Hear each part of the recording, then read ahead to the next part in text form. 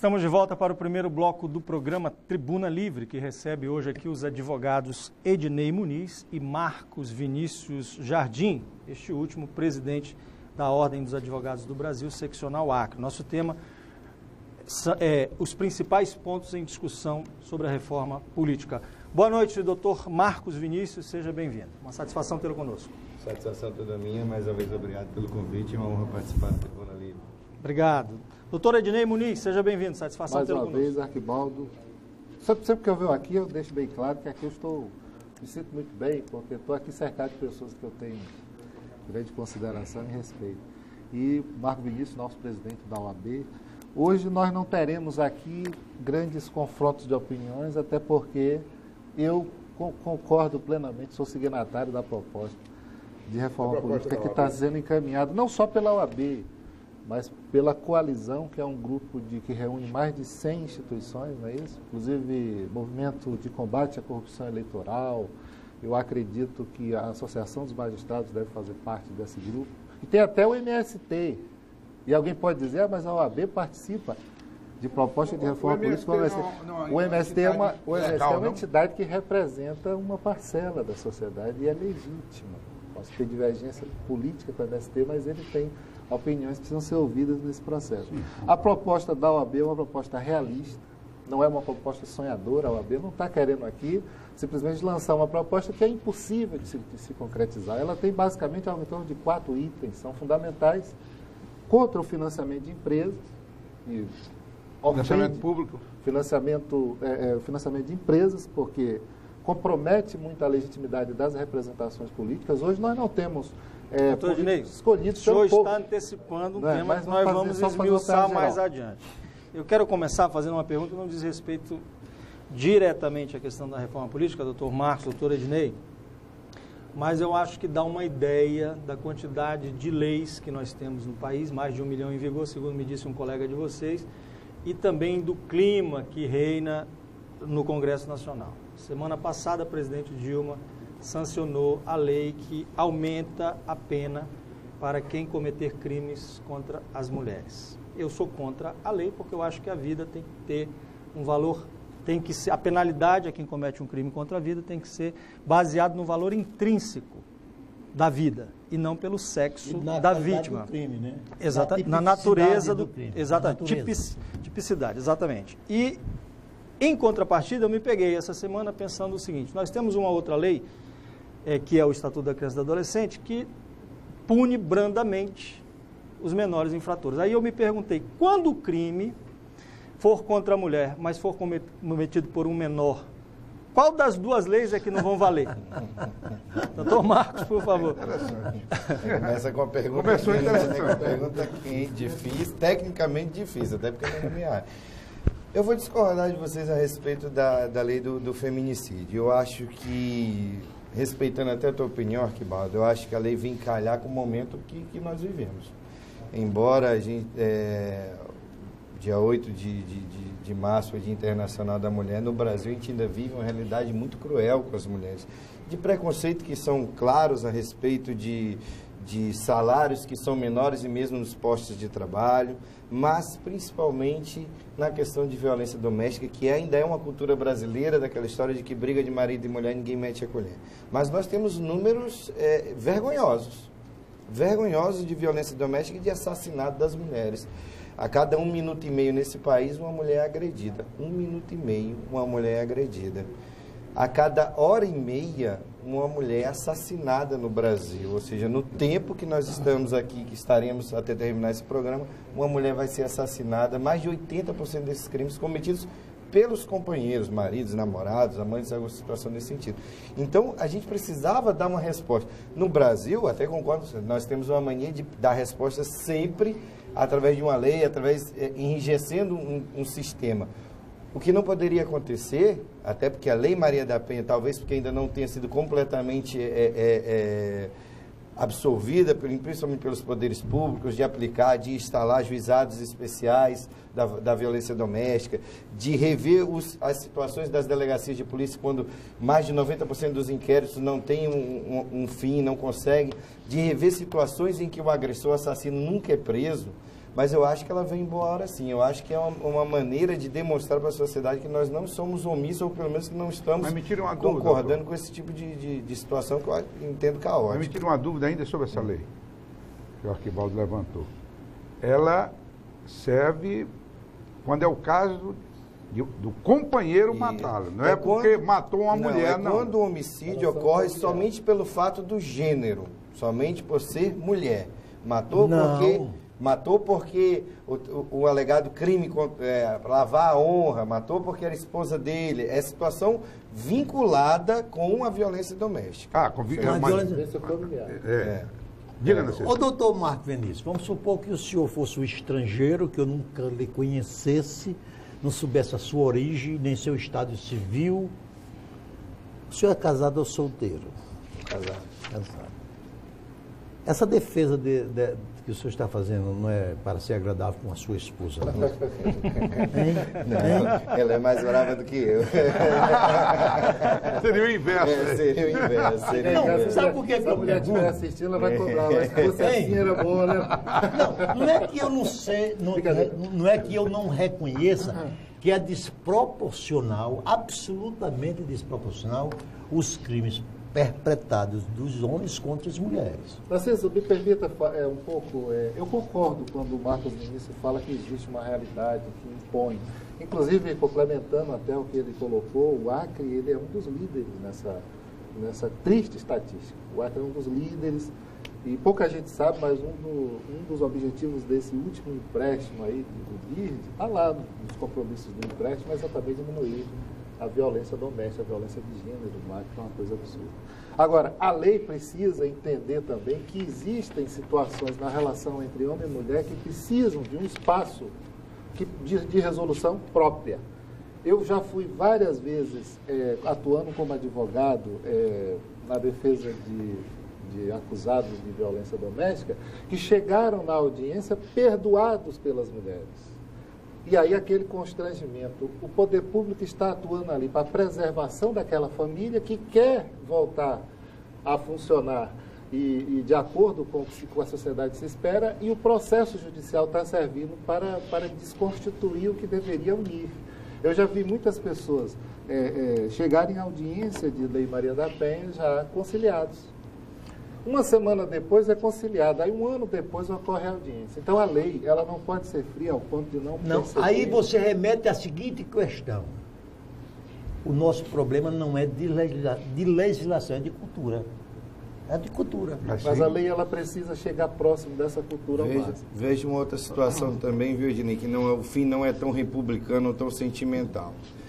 Porque, inclusive, eu estava estudando por que a Lei Maria da Penha proibiu que esses casos de violência doméstica tivessem um fim em sede de delegacia de polícia, que somente seria na presença de um magistrado.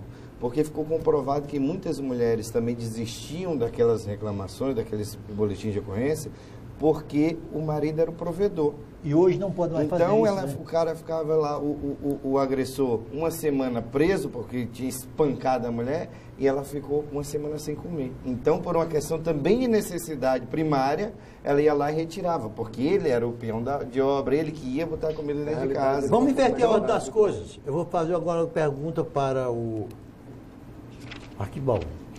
O que diabo tem a ver isso com o nosso programa Reforma Política? Eu vou explicar. É porque, e eu precisava dar essa explicação mesmo, é porque nós temos um Congresso e tantas leis nesse país, e um Congresso que quando vota uma lei dessa e aprova, e que entra em conflito, por exemplo, quando eu perguntei se o menor cometeu crime, qual é a lei que não vai valer? Porque nós temos tantas leis que umas acabam se sobrepondo às outras. A tua pergunta, e é o Congresso que faz. Eu acho que o ECA que seria um instituto a ser utilizado, porque o agressor é menor de e eu aqui 18, faço uma parte dizendo o seguinte... Então ele não iria se enquadrar. Estou arriscando, não lia, mas não acho que tem alguma influência. Eu acredito que o Ednei... A Constituição... Eu vou cobrar consulta se me fizer. Não, a Constituição, que é a lei maior, diz que todos são iguais perante a lei. Isso é uma questão a ser... Mas, Osmir, mas eu quero entrar num assunto que o Narciso provocou, de que é o tema desse programa. Qual a proposta que a OAB tem para a reforma política no Brasil? Bem, iniciando o nosso debate. Não é uma proposta exaustiva, foi uma proposta de consenso, conforme o Ednei falou, de vários órgãos de representação, os principais seriam a OAB e a CNBB, que tem trabalhado nisso, e algumas linhas mestras da reforma política, tentando minorar, ou pelo menos dissipar esse quadro de desilusão que a população brasileira vive hoje com o nosso sistema político. Baseado na questão do financiamento de campanha, nós temos números suficientes para demonstrar hoje que o financiamento de campanha por parte das empresas, ele distorce o processo eleitoral brasileiro.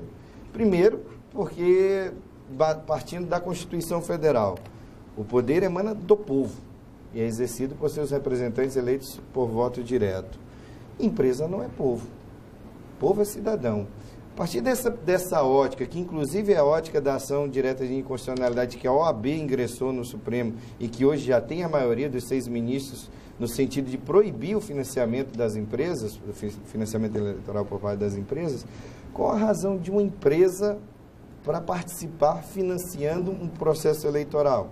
Empresa visa lucro. Financia, né, na verdade. Empresa visa lucro. Aí você pode dizer, mas o gestor de uma empresa pode ter uma ideologia político-partidária. Nós temos números suficientes, não são raras as empresas que financiam todos os partidos políticos numa mesma campanha. Todos os partidos políticos numa mesma campanha. Hoje a representação política, mais da metade, de cerca de 261, são representantes das empresas. 95% do financiamento de campanha nas últimas eleições, em torno de 5 bilhões de reais, foram de financeiras, bancos, né, financeiras e grandes empreiteiras, que não por coincidência são as grandes beneficiárias dos contratos públicos. Isso não é coincidência. Então o processo está desvirtuado porque não é povo, porque não se tem mais a representação popular no Congresso Nacional, e sim dos empresários e da banca ruralista.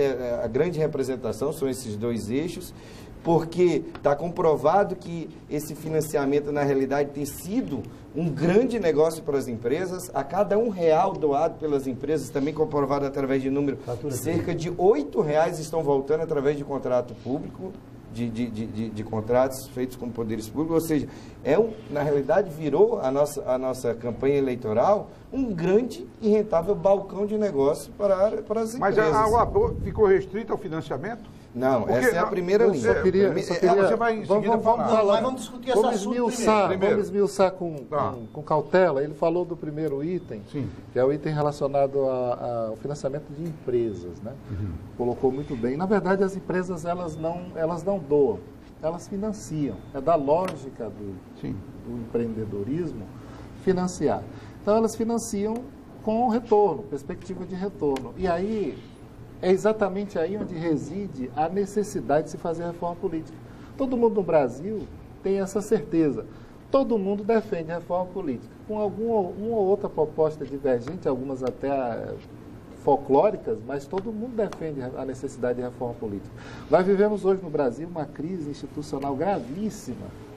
Estou falando da Lava Jato, do envolvimento, da suspeita de envolvimento de políticos.